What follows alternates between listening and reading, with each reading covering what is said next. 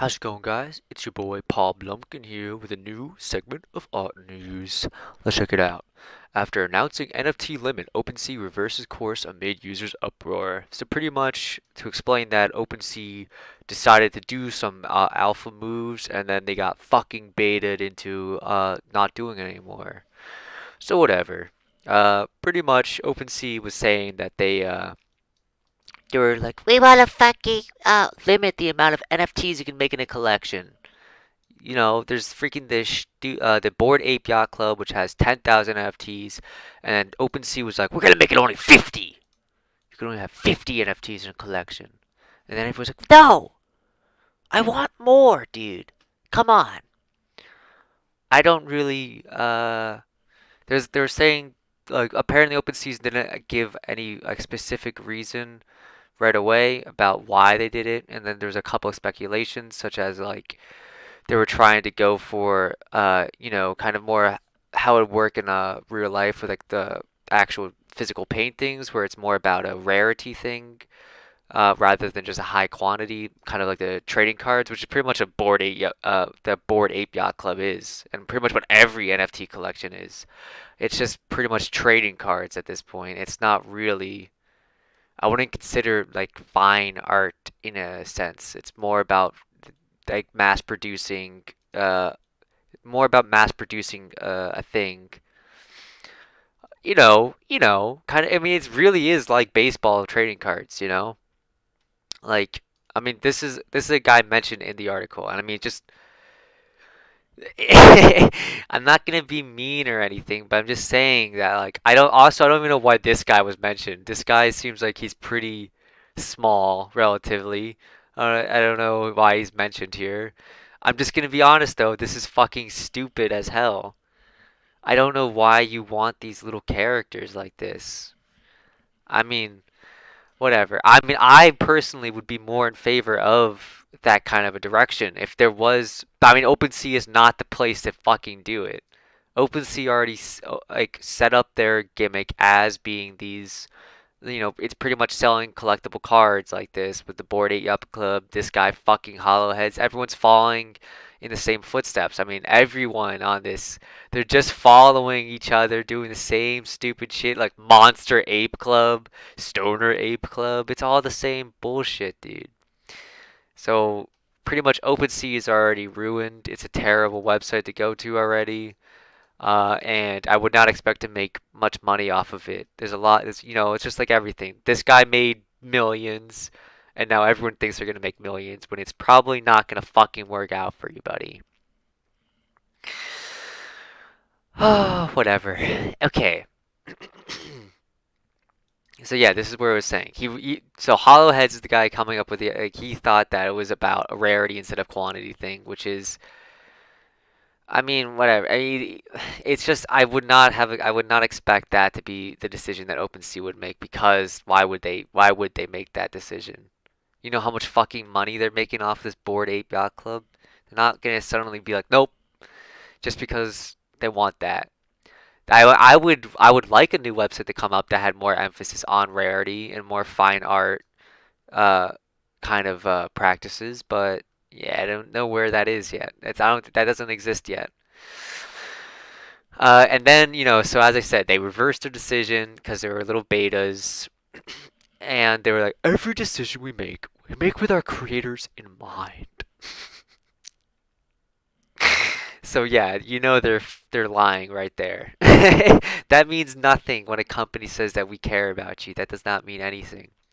And then they were explaining why they did it. They were saying it that the reason they wanted to limit the amount that you could create in a collection was because of plagiarism. And I don't I don't really understand why limiting the amount you can make in a collection would suddenly help reduce plagiarism. People are still going to steal the work. I mean, that doesn't change anything. Someone's still what you can only make 50 NFTs per collection, so now people are just going to steal 50 pieces. That's not the same thing. Just because they can't steal 10,000 doesn't mean they're not still plagiarizing. It's not enough. Doesn't make any sense. So I mean, there's probably something going on in the backgrounds that they're not sharing with us, and that we have to be like, like little peasants and act like we're just stupid and don't know anything, but whatever. Uh, Decision to enact limits also followed OpenSea's creation of a more robust customer service program. Apparently, OpenSea has terrible customer service, and now they have $300 million raised to help with the customer service, which is great. I'm really happy. And then there's a couple people like this guy, Pepe Martinez, okay, blockchain engineer. He was being like, "Man, you know what would be really cool is if we got some AI to scan around, scan every single freaking thing. That would be really cool. You know what I mean? Or if OpenSea would just ban a bunch of people because just like how Facebook gets rid of racist content, you know?" I don't even understand why he brings that point in. Why you have to bring up why you have to bring up Facebook and racist content? That doesn't make sense here, okay? Don't act like you're a fucking genius because you think that Facebook is a cool company. Facebook is a stupid evil company. That's the truth, buddy. Don't care. Martinez said the company can say, "Hey, we tried something, but nothing is perfect. We'll try to come up with something." And it's just like he was saying, "Let's do a fucking AI, scan every single piece and be like, okay, these pieces are being plagiarized by this guy.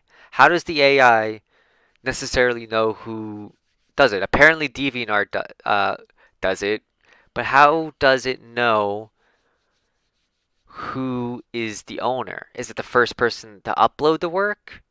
Because that's not necessarily meaning that they're the original creator. Because someone could have stolen the work and then uploaded it, and now are they the ones being treated as the owner of that work because they were the first person to upload that work? So I wonder, how do you prove that how does an artist on these websites prove their ownership of these pieces? I mean, just to put it into like a hypothetical, how do we know that the guy who has the real Bored Ape Yacht Club, how do we know that the guy who's selling these stuff are actually the original creator and the original person who's trying to sell them? I mean, obviously, I'm sure that this is like the real guy who's like doing it for it, but I'm just saying hypothetically, how do we know that that guy is even the real owner? And where does the check on that? I mean, I just don't think that AI is such a great simple answer to everything. I don't, I, I don't know.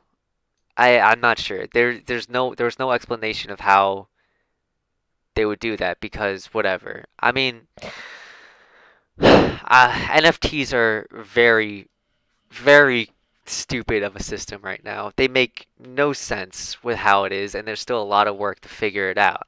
I mean, I personally would believe that, okay, so here's the thing. When you buy the NFT, you're not really buying the artwork, which is, I think people are coming around and realizing that now. You're buying a token, which pretty much signifies that you bought. You're pretty much just buying the token. You're not really buying anything else. Eh, the artwork is meaningless because all you're buying is the token, and we're agreeing that the token now is linked to this artwork and also now has this value because it was purchased for this amount. And so really it's about the cryptocurrency that would, I mean, like on OpenSea you use Ethereum. So really it's about the amount of Ethereum used to buy this token. I don't really see how the artwork is playing into this. It's pretty much just selling, you're pretty much just selling a token.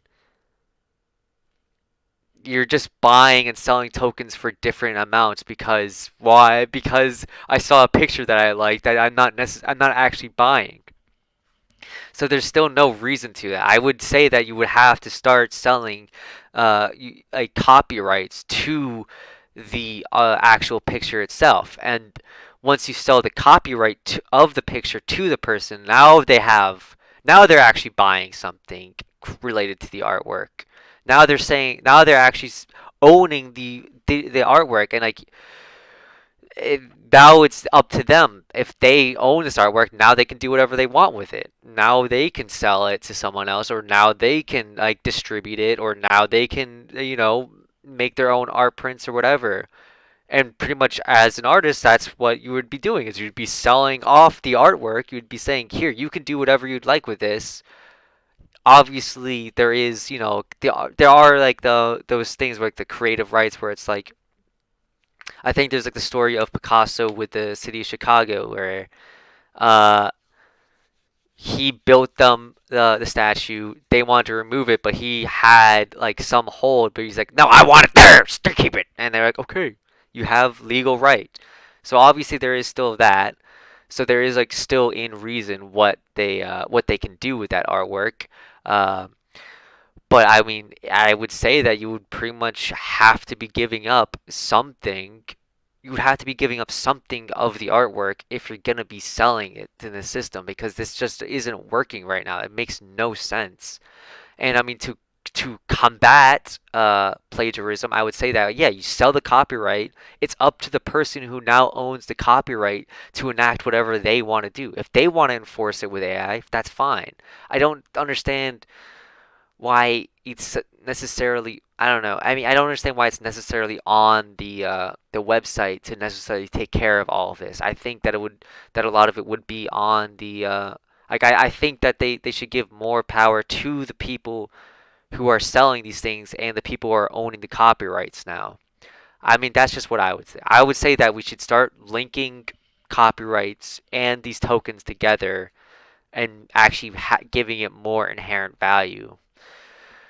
But, that's just our news today with Paul Blumpkin. So, thanks for watching, guys.